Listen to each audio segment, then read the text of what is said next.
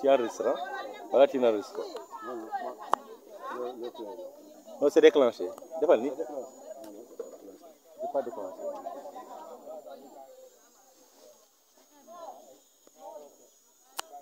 C'est déclenché. Ah bon? C'est moi qui l'ai verrouillé.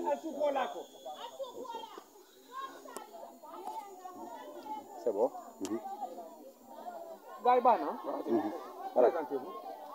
Je m'appelle Mahfou Aïdara, président de la jeunesse de Darou Khaïr. Monsieur Aïdara, qu'est-ce qui justifie cette investissement humain que mobilise aujourd'hui les femmes de la localité de Darou Khaïr? Les femmes de la localité de Darou Khaïr, celles de Dar Salam, sont engagées pour venir travailler la piste qui mène Kataba Dar Salam. Nous sommes en face de la préparation de notre ziara annuel de Chérif Chana Cheikh Mahfou qui se déroule à Dar Salam tous les années. À cette occasion, notre route n'est pas praticable. C'est une piste latrine. Avec la saison des pluies, l'eau stagne partout. Nous sommes obligés de venir travailler pour libérer la piste, pour permettre aux pèlerins qui vont venir pour assister à cet événement, pour venir en paix et avoir un accès allégé à leur situation, pour rencontrer beaucoup de difficultés pour aller à notre village. Au-delà justement de cet aspect préparatif, quelles sont les conséquences engendrées justement par la situation de cette piste pour les populations des villages qui longent justement la piste? Vous savez, cette piste, tant qu'il y a de l'eau sur la route, ça glisse. Avec les véhicules qui viennent, il y en a aussi des trous à l'intérieur de l'eau. Si on n'enlève pas de l'eau, on ne remplit pas les trous qui sont là-bas. Les voitures, des fois, ils tombent en panne, des fois, ils foncent là-bas. Donc, ça nous amène de nombreuses difficultés. Maintenant, pour les aider, c'est pour laquelle nous nous sommes engagés de venir au moins remplir certains trous qui permettra aux véhicules de pouvoir passer et aussi les piétons aussi de ne pas se créer des problèmes pour rallier les villages. Vous avez parlé un peu de cet aspect qui provoque des pannes au niveau des véhicules, mais pour les femmes enceintes, quels sont les problèmes rencontrés, surtout pour aller donner la vie? Pour les femmes enceintes, c'est très compliqué. Pour évacuer des femmes enceintes avec l'état de la route, avec même les véhicules, c'est difficile. Parce que les véhicules ne peuvent pas rouler tout droit. Il fait des zigzags, des inclinaisons. Donc ça, c'est une situation qui n'est pas favorable à notre état, surtout quand on est en état de grossesse. Nous avons une ambulance à Dar Salam, mais malgré cette ambulance, il y a même des problèmes à accéder au goudron. Au niveau de Kataba. De Dar Salam à Kataba, c'est une grande difficulté avec l'état de la route. C'est pour laquelle nous sommes engagés pour au moins faciliter la situation en attendant d'autres qui peuvent venir nous aider. Donc c'est une action interpellative qui invite les autorités à jeter au courrier et à intervenir pour faire cette route. Oui, c'est un appel que nous lançons à l'autorité. C'est-à-dire, pour qu'ils puissent nous aider, nous d'abord, on s'investit, qu'ils sachent que nous, on est dans le besoin. Et nous sommes en train de faire notre mieux pour pouvoir avoir une route qui est confortable. Donc quand on lance un appel, on fait des actions. À travers ces actions, on les montre. Comme ça va nous permettre eux aussi de l'autre côté, puissent savoir que nous sommes dans le besoin, qu'ils puissent au retour pouvoir venir nous servir. Une petite question. Il y a une forte activité économique dans la localité. Quelle est la conséquence vu l'état de la route économiquement? Quelle est la conséquence?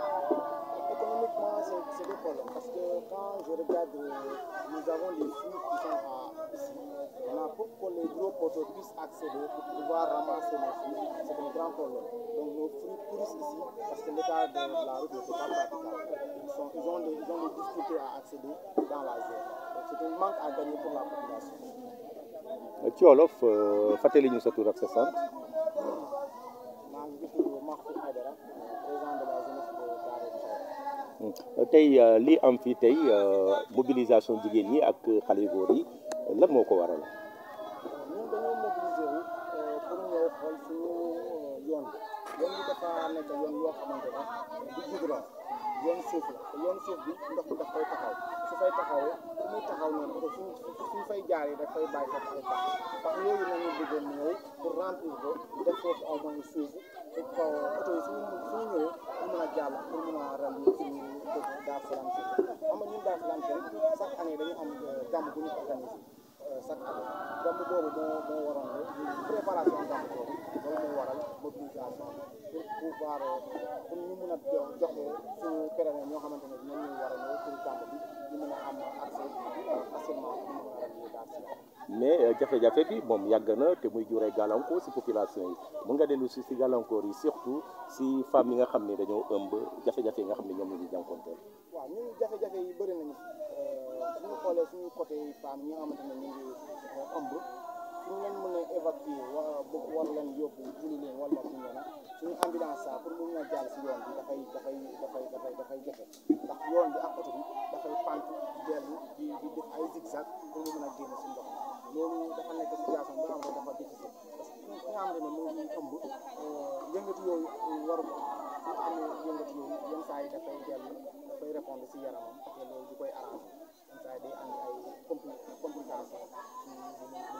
si wàllu koom-koom yan dafa jëkkale yooyu waaw si wàllu koom-koom ñun fii dañu am ay dañuy jëw suñu fëri ñun fii ñu ñooy bëgg ñi nga xamante ne ñoom ñooy baana ñoom ñooy jënd suñu fii ñoom tamit bu ñu am oto ñi nga xamante ne ñoom ñoo war a ay camion pour ñu mën a dugg fii pour jënd donc daanaka fëri yi dañ fay nekk fii dañu yàq fii dañu koo mën a jaay kenn du ko jënd parce que boo ko jëndee doo ko mën a génn loolu mooy suñu difficulté bi daanaka loolu mooy tax population yi sax dafay gën a sonn te duñu am ñu war a am pour mën a jëfandikoo seen tey soo amoon appel bi ngay lancé pour si autorité pour justement indi saafara si problème bi ngeen di jànkuwanteel fii.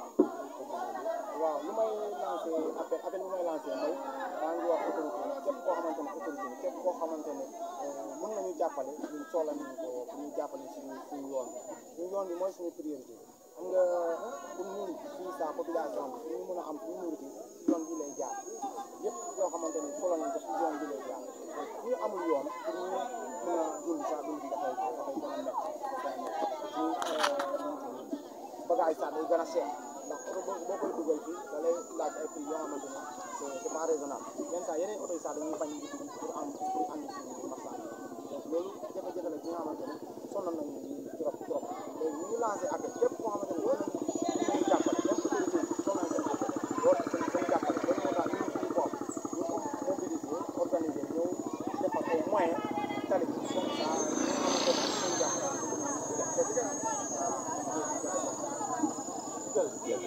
Voilà, donc c'est sur ce que nous avons pu tenir cette longue interview avec